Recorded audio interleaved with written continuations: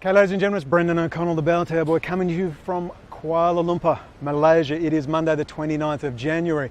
Today we're going to be talking about Israel and how it rules. It rules because of the Talpiot Program.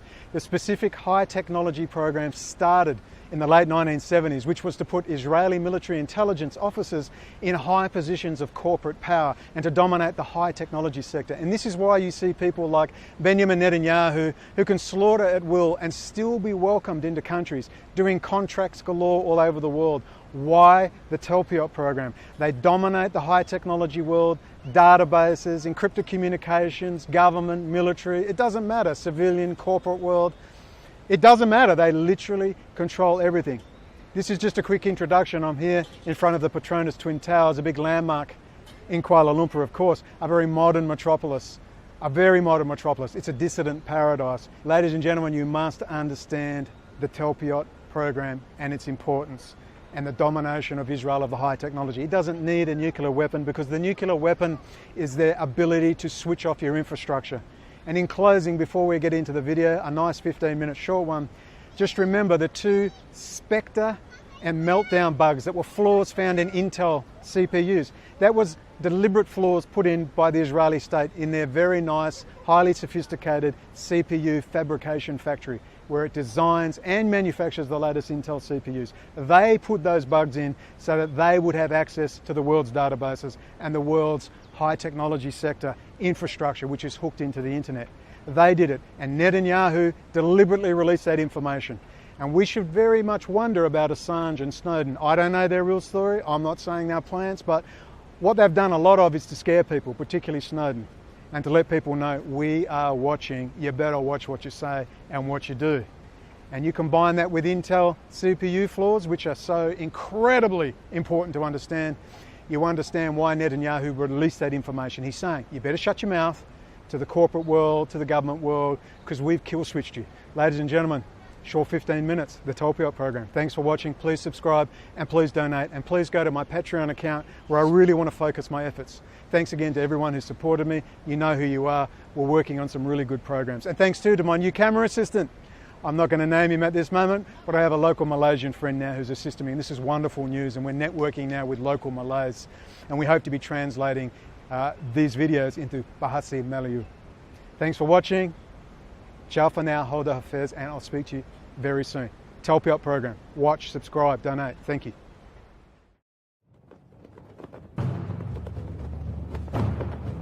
My heart beat quickly. This was the last place I wanted to be. The tent was dark, lit only by flickering candles in colourful glass lamps from the Orient.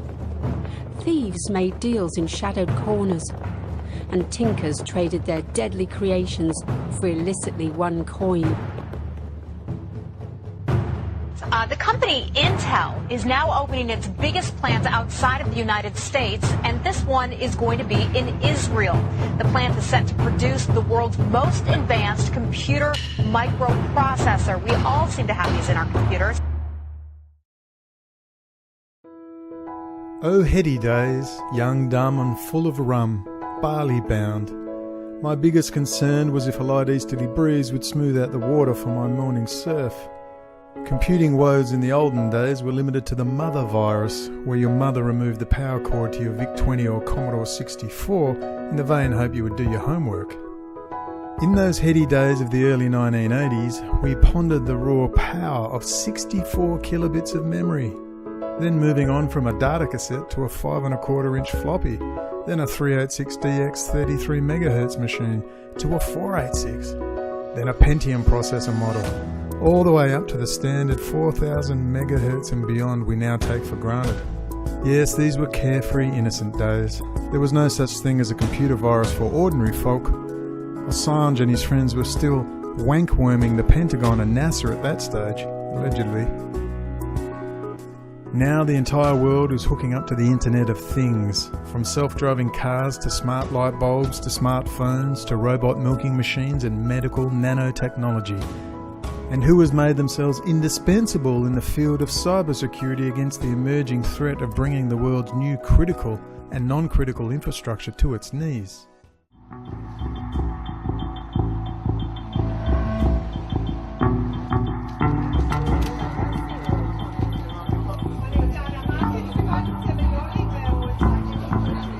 Maybe you can go back and tell me how you three guys got together and came up with this crazy idea. A couple of years after all of us were discharged from the military, each went his own way, and at some point we realized, okay, we are pretty bored with what we do today. We kept thinking that we want to do something special, right? Something different. So we started looking at different areas until we learned about the world of connected cars.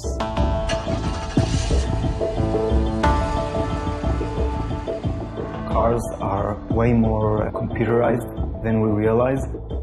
You have dozens of different computers in each vehicle. Almost everything you can imagine is somehow controlled by a computer.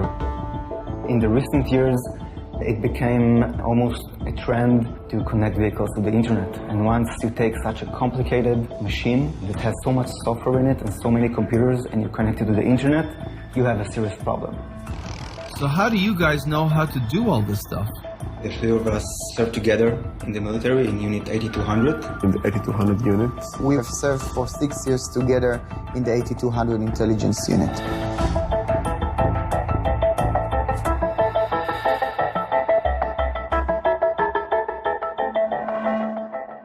Unit 8200 is the backbone of the Israeli intelligence community, and it's also a hotbed for Israeli high-tech.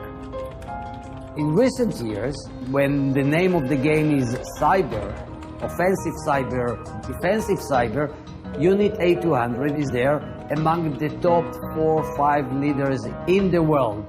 The exact comparison is to US NSA, to British General Communication Headquarters. Hello. Unit 8200. An Israeli military intelligence program, and these graduates of the Israeli Defense Force now come to your corporate HQ to assist you in keeping the bad guys out. But what if the guys trying to get in are the same guys who just came to your IT department? We all know the old gangster scam: start a window repair business, pay people to break windows. I put to you, this is exactly what Israel has done. The world of cybersecurity is totally dominated by Israel. But even more than Unit 8200 is the other military program few knew about till very recently, and few talk about to this day: the Talpiot Program. This is a vastly different program to Unit 8200. This is a program that has been operating for over 30 years, a program that creates large corporate entities that now dominate the world's IT sector. The Talpiot Program is an elite Israeli Defense Force training program. The recruits have to demonstrate outstanding academic ability in the sciences and show great leadership potential. Graduates of the Talpiot Program pursue double majors in higher education while also serving in the army. They then utilise their experience to further Israeli Defense Force research and development in technological leadership positions. The program was inaugurated in 1979. The initiators of the program were Professor Felix Dothan and Professor Shul Ratziv of the Hebrew University. They submitted the idea to the Israeli Chief of Staff, Raphael Eitan. Mr. Eitan is also a good friend, or was a good friend, of Bibi Netanyahu. The idea was to harness human creativity to develop new technologies for the army. The program is sponsored by the Israeli Air Force and Israeli Defense Force Administration for the development of weapons and the technological industry. It is run directly under the auspices of the Hebrew University of Jerusalem.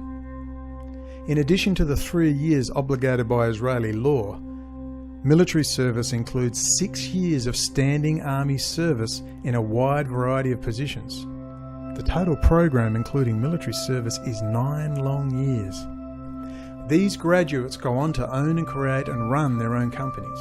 Many end up as the heads of corporations such as Microsoft in Israel. Perhaps to really understand the power of Talpiot in a shorter time as possible, we should study one man, Zohar Zissapel, and one company, Rad Group. Zissapel was one of the original graduates of the Talpiot program. When I found this Information Underground article on a forum in 2007, I also found this BDS article on Talpiot. Now let's understand and grasp the foundational importance of the Talpiot Program from this short article in an online Israeli journal, Israel 21C. This was originally published in 2009 on another website. The article by Karen Kloosterman disappeared after I made Talpiot known in court documents at the time I was speaking to members of the West Australian counter-terrorism on this particular issue. The website and most of the limited public writing on Talpiot and its graduates was removed, totally, except for that BDS article. I would also add with regards to this issue that I am the only human being on the planet who has had the Israeli state name them directly as the reason for a Friends of Israel rally, held 8 days before the start of a high-profile trial on August the 8th, 2010. This Friends of Israel rally took place in Perth, Western Australia. Perhaps the Israeli ambassador Yuval Rotem, Israeli Deputy Defence Minister Danny Ayalon, Australian Foreign Minister Stephen Smith and 135 local and federal members of the Australian Parliament were concerned about something. Head of State Counter-Terrorism Barry Shelton had emailed me, quote, "We all respect your work," and invited me for a coffee 2 months before the rally was arranged. I wonder what we were going to talk about. Let me put what happened in the context of a Californian man going through the same 8-year torture process. We'll convert population differences between Western Australia, 2.7 million people, and California, 40 million people, into an equivalent number to make the point. Imagine Bill Smith, a native of Los Angeles, California, met an American Jewish guy who had served in the Israeli Defense Force. Imagine if this guy, we'll call him Leon Wend, had high security clearances and was installing the weapons and sensor systems on the brand new Seawolf-class US Navy attack submarine. Imagine if Leon Wend had been showing publicly hundreds of photos and video of the interior of this highly classified sub, years before any material had been released to the public. Imagine if Bill Smith made a complaint about a security breach to American authorities. Then, imagine if Bill Smith wrote about Leon Wend and his sudden move to the Israeli company Variant, a company that specialises in critical infrastructure security and data intercepts for law enforcement agencies. Now we find Leon is installing CCTV security on the Los Angeles public transport network just after the same company, Variant, had installed the same equipment in the London Tube just before the bombing in 2005. Now imagine Leon Wend makes a complaint to the Los Angeles FBI that Bill Smith was stalking him by naming him online, and Bill Smith is interviewed by counter-terrorism police. Imagine, on hearing the details of Mr. Wend and the security risk he poses, the Los Angeles FBI field office tell Mr. Bill Smith to be quiet and they would investigate. Imagine, a year or so later, Mr. Smith attends a rally in support of the Palestinians and calls a hardcore Jewish Zionist activist a, quote, racist Jew, with a, quote, religion of racism, hate, homicide and ethnic cleansing. Mr. Smith then ends up charged for racially vilifying that man, Stanley Elliott Keyser, and is further charged for incitement for making extremely banal comments about Jewish power you could hear at a Professor Norman Finkelstein meeting. Imagine if Bill Smith tells police if they continue with the ridiculous charges, he will be raising matters of national security at the trial. Imagine a full-blown harassment campaign begins against Mr. Bill Smith and his friends and family. Imagine there are 4 suspicious deaths, including his sister. Imagine the head of Californian State Counter-Terrorism invites Bill Smith out for coffee to discuss Israeli intelligence activity, and he emails on his official police email, "We all respect your work."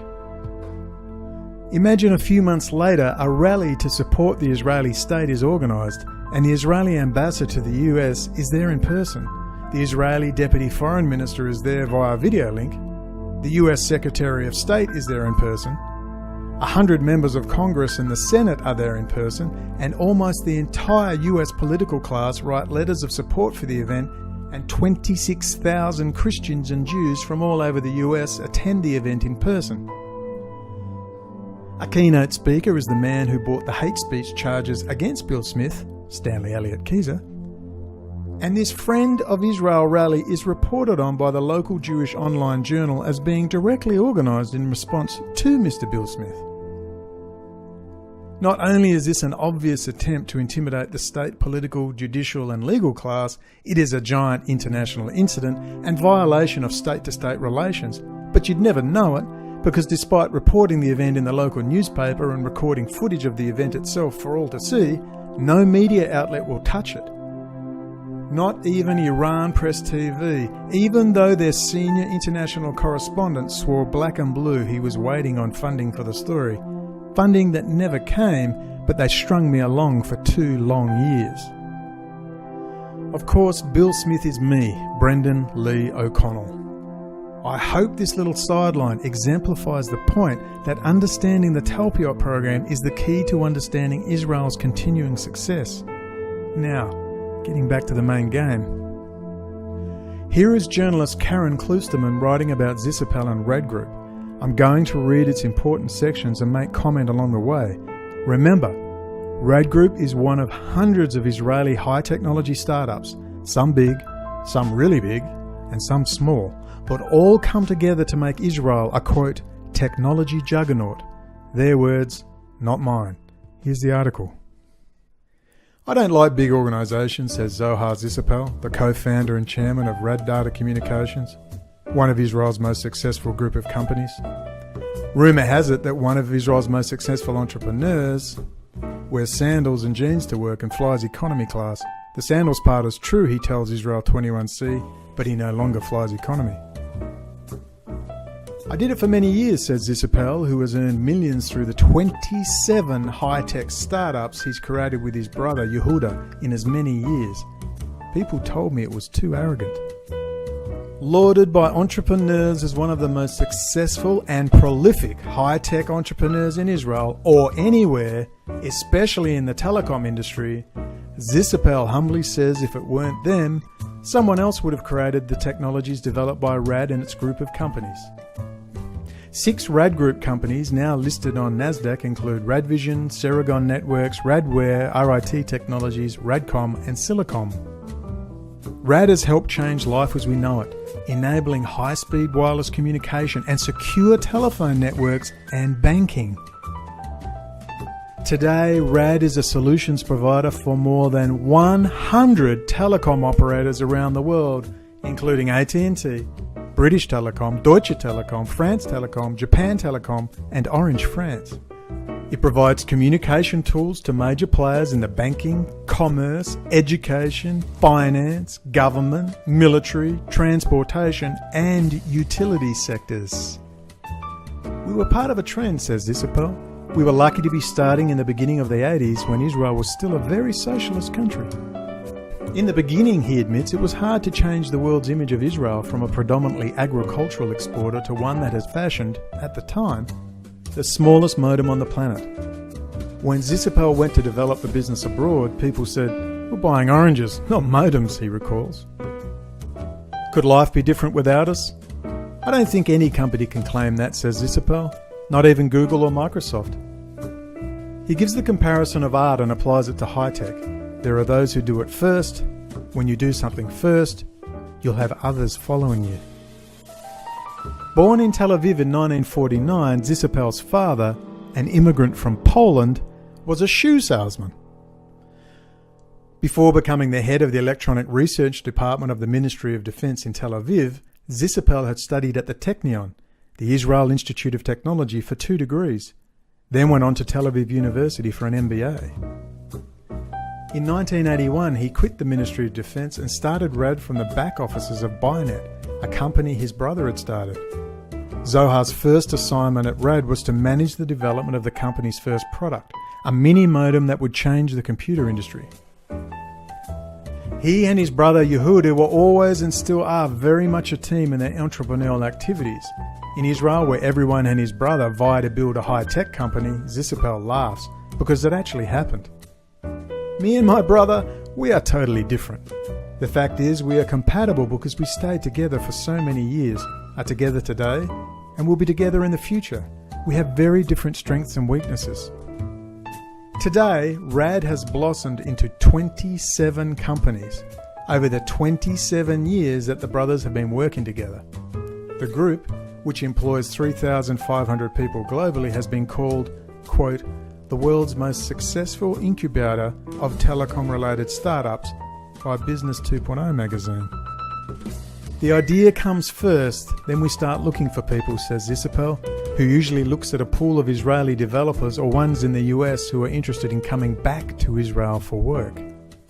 We've done 27 companies in 27 years.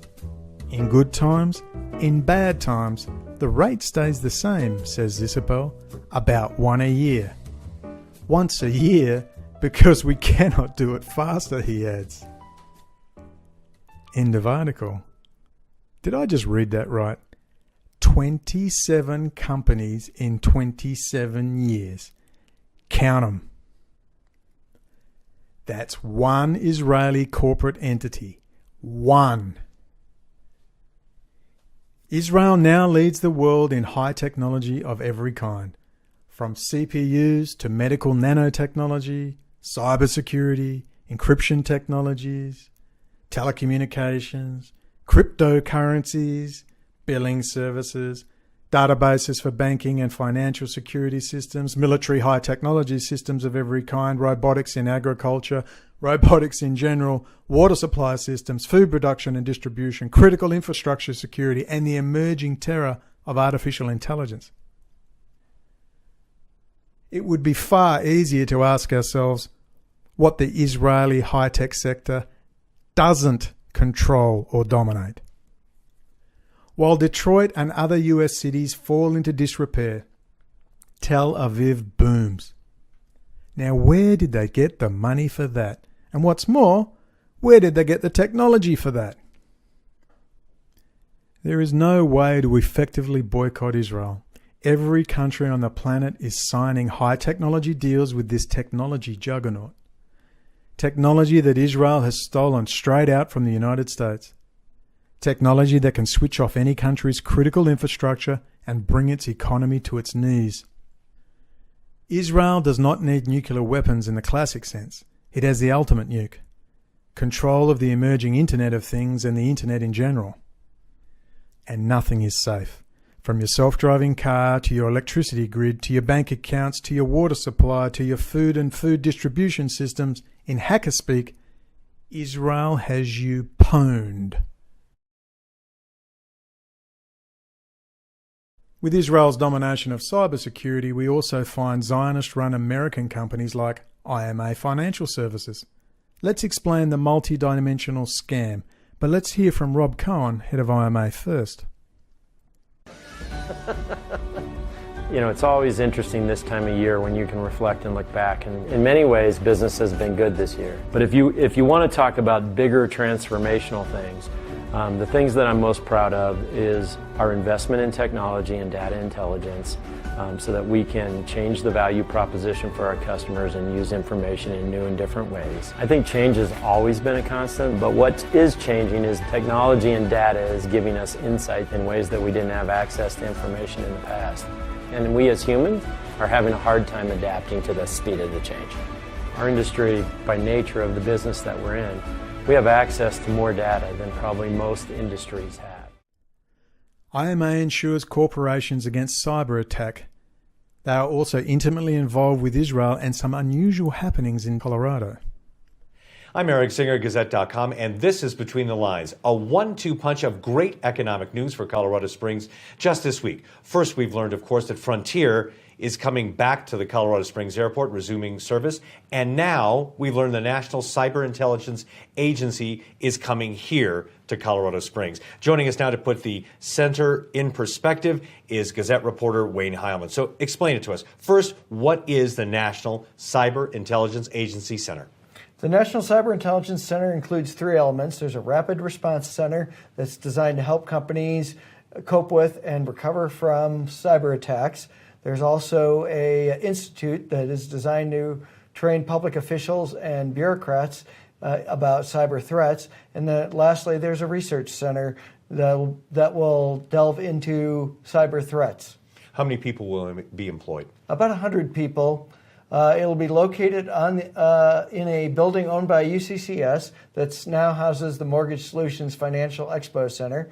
It'll occupy the part of the building that is currently empty, and it will cost about $15 to $20 million to renovate that building. The governor is going to ask the state legislature for about $8 million of state money. They're going to raise the rest from industry and foundations. And this center is also an economic magnet for other businesses, too. The governor believes many businesses will want to locate close to this center and close to the other assets, cyber assets that are located in the Colorado Springs area. There are many military facilities that having to do with cyber, and about 70-some businesses in the cyber arena. Wow. Thanks for putting it all in perspective. And of course, you can read Wayne's full story in the Gazette and on Gazette.com. With Between the Lines, I'm Eric Singer, Gazette.com.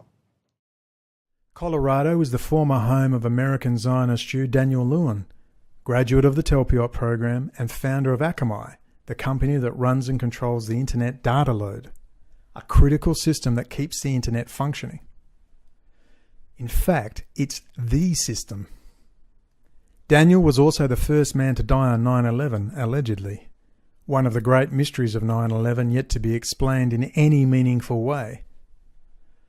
Also, with IMA in Colorado, we find Stephen Waldman, member of the oldest synagogue in the US, Congregation Shearith Israel. Now, I found this very interesting. Founded in 1654 by Spanish and Portuguese Jews, they have a nice AIPAC sign at the bottom of their page. I assure you, go and have a dig. There's way more to find there. Denver, Colorado was also the home of Eric Mitisek, former Denver, Colorado Chief Innovation Officer and now manager of an IMA subsidiary called IM Analytics. In this article, Mitisek explains his new role. Here's a quote.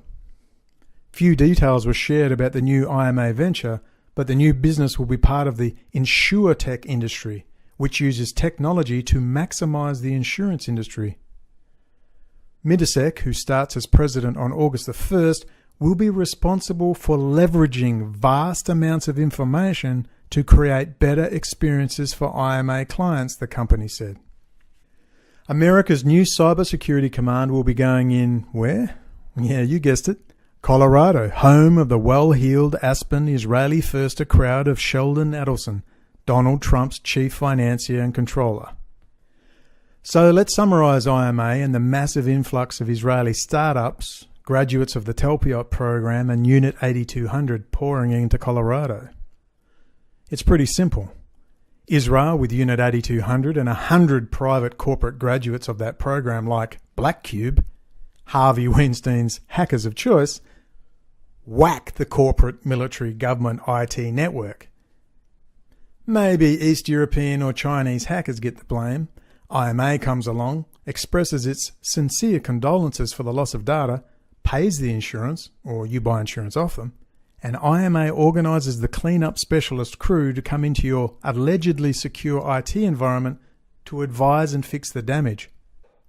While they're there, they fill the target system with more malware, creating more business and sending more data to Israel. This is part way of how Israel rules. This is how Bibi gets what he wants. Every time.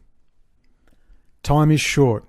Bibi needs a war. He needs a distraction while he gets Greater Israel happening. Maybe Secretary of Defense Jim Mattis can help. He's sure the war on terror is over and the far more profitable and stable Cold War 2.0 can begin. So we will continue to prosecute the campaign against terrorists that we're engaged in today, but great power competition, not terrorism, is now the primary focus of U.S. national security. This strategy is fit for our time, providing the American people the military required to protect our way of life, stand with our allies, and live up to our responsibility to pass intact to the next generation those freedoms that all of us enjoy here today.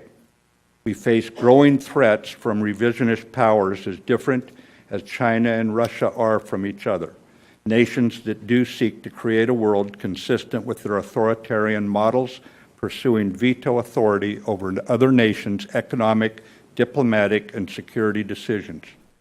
Perhaps Mad Dog Mattis will explain to the American public how its friend and ally Israel is providing these very two countries with stolen US high technology and have even managed to put their own direct puppet president in the White House, Donald J. Trump. Now the Trump administration demand more constraints on Chinese trade. Guess who's taking up the slack?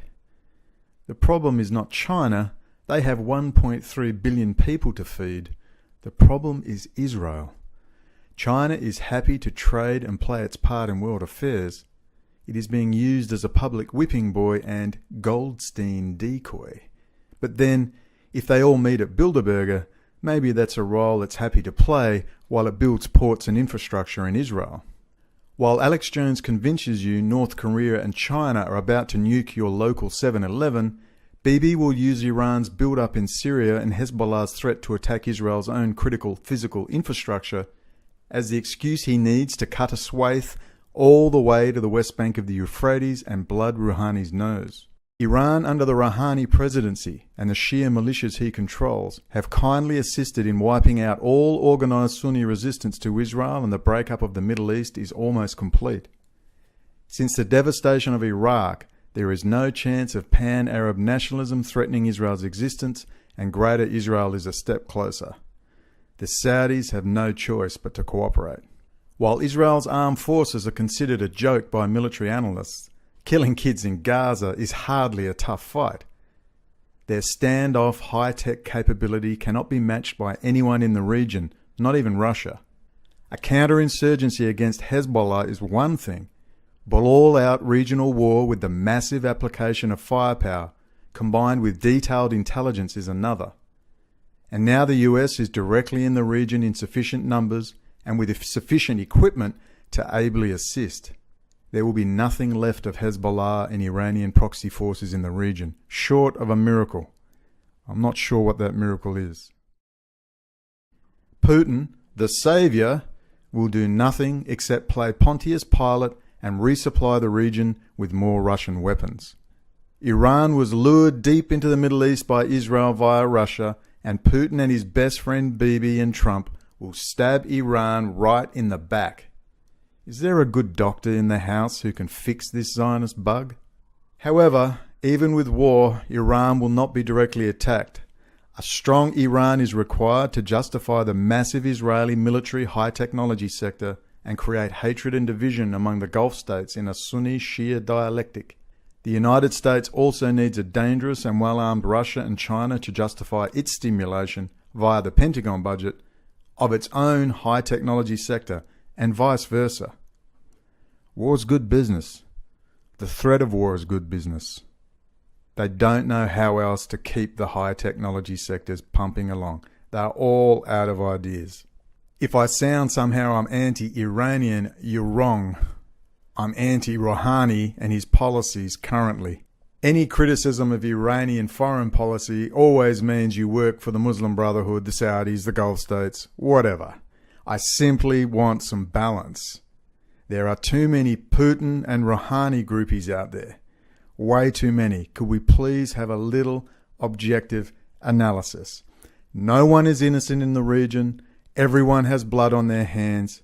We need to try and have a balanced and objective analysis to step back and do our bit to promote peace in the region. With war being the major organising principle of society, and with fear the major control mechanism elites use to control local populations, a return to a simple and easy to manage Cold War 2.0 is a preferred option. Now the grassroots citizen online insurgency has been largely quelled by high technology online AI and real life movement control mechanisms and federal legislation. These could never have been put in place under the old Soviet-era Cold War system. People would notice the Soviet-style controls. But now the job is done. We can all forget the terrorist threat and settle into the comfortable and easy-to-manage terror of global thermonuclear war. New office renovation and paint job, same boss, same management method. You can go back to sleep. Until the Talmudic racist supremacist state of Israel's domination of the high technology sector, Internet of Things, critical infrastructure, cybersecurity, robotics, AI and 5G is exposed, we will be forever frustrated as Bibi cuts the throat of a Muslim child live on the television, and we all wonder how it is he gets away with it. Bribery and blackmail is part of it. The 3 T's sum it up: Talmud, Talpiot, technology. Soon, Donald Trump will stand in the ruins of a Detroit industrial park and give you the good news. A joint Israeli-American technology park is to be built. The technology will be US taxpayer funded, handed to Israel, then handed back to the US, and you will be grateful. You will have some jobs, and Donald Trump will be re-elected. As long as you know, BB and Cambridge Analytica's narrative is, support my man Trump, and I will produce jobs and a stable economy. Don't support my man Trump, then we have some Talpiot Unit 8200 critical infrastructure nukes for you, and that goes for anyone else who wants to take on Pax Judaica. With Bibi and his Special Forces gang who started all of the above-mentioned programs, we will get only war. There will be no dialogue, no chance for peace between Muslim, Jew and Christian, atheist or communist, black or white, rich or poor, gay or straight, male or female, just war, polarisation and the dialectic. Until exhausted, you will accept Bibi and the Sheldon Adelson man. No Messiah is coming. No powerful, badass leader on a white horse come to restore order to the Wild West. We want you, Shane. There's no going back from one. Right and wrong, it's a brand. A brand sticks. There's no going back. Now you run on home to your mother and tell her everything's all right. And there aren't any more guns in the valley.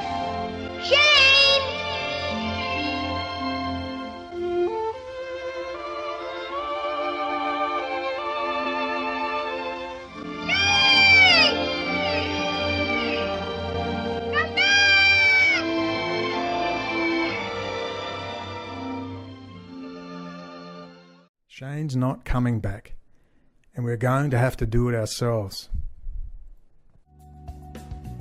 Rosa Parks woke up in the morning and refused to get to the back of the bus and change history, and she never even had a smartphone.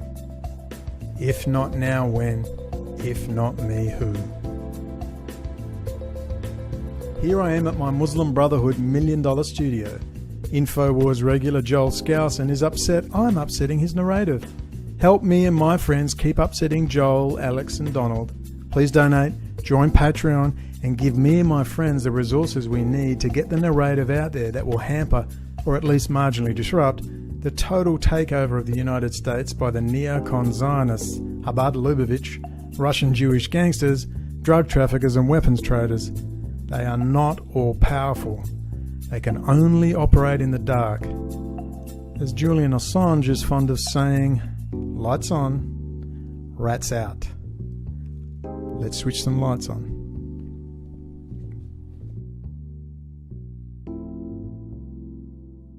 Okay. This is about SAS Campbell Barracks, Leon Wind, Variant. Timothy, you told me that Variant does your local and national, your local police intercepts. An Israeli intelligence front. We're going to pop you in the car. Yeah, I know you are, Tim. Fuck you, Tim. Okay.